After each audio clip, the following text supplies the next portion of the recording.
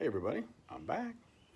So today's video is going to be the start of my do-it-yourself pegboard hanging extravaganza. So let me just show you real quick. This is what my workbench looks like. Hot mess does not begin to describe it. Basically, yeah. So I got crap everywhere. So I need to. I got some stuff over here. I got some of my tools, my air compressor, saw, my wet vac, all over there.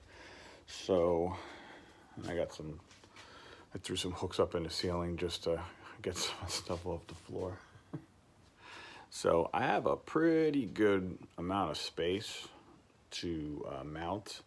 I've done some research and I've decided I'm going to go ahead and I'm going to use the wall control system because it's 20 gauge powder coated stainless steel, and the way they bend their metal pegboards, there's a 1/4 inch gap built in between the wall and the back side of the pegboard. So when you insert your pegboard accessories, there's no problems. You don't wind up hitting the back wall, so you don't need to put additional wood or anything on the exterior part of the wall to mount it to.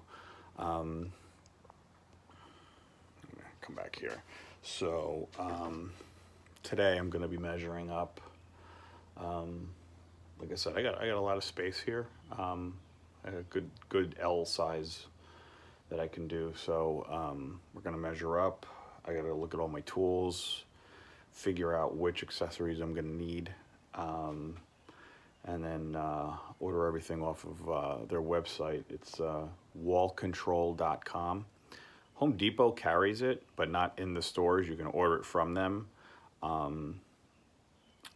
But the pricing's a little weird, so you have to read the descriptions. Wall Control's website sells value sets, so they'll include a certain number of different items, bins, hangers, things like that. And the other reason I like Wall Control that I'm going to go with it is because it still utilizes the old-fashioned, 1/4 inch pegboard hangers. So you can use Wall Control's custom-made stuff. Their stuff's stronger. Once you put it in, it doesn't come off when you pull the tools off the off the pegs, whereas the old-fashioned metal ones that just basically go into the one round hole and then the tool holds it down, you would have to buy separate pegboard locks to actually hold them in, because I've heard a lot of people that have them, that's the problem they have. They're so loose. If you pull the tool off, if you lift up to lift it to bring the tool off, sometimes it lifts the tool hanger up and it falls out. So but you get what you pay for. 20 gauge powder coated stainless steel is pretty durable. It's not going to rust, not going to break. If it breaks, I'm fairly certain that their warranty is pretty good, that they'd replace it. But so yeah, that's today's goal, is to go through all my tools, look at what I'm going to need, kind of plan it out so that I get everything I need ahead of time, order it off the website, and then once it gets here, I'll actually do a video of the unboxing, the measuring, the whole. That's the other thing. It's supposedly super simple. They're 16-inch wide panels.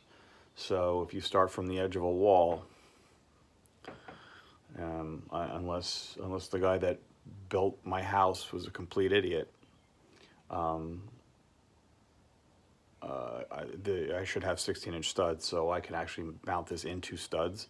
But if I don't, it's not a big deal.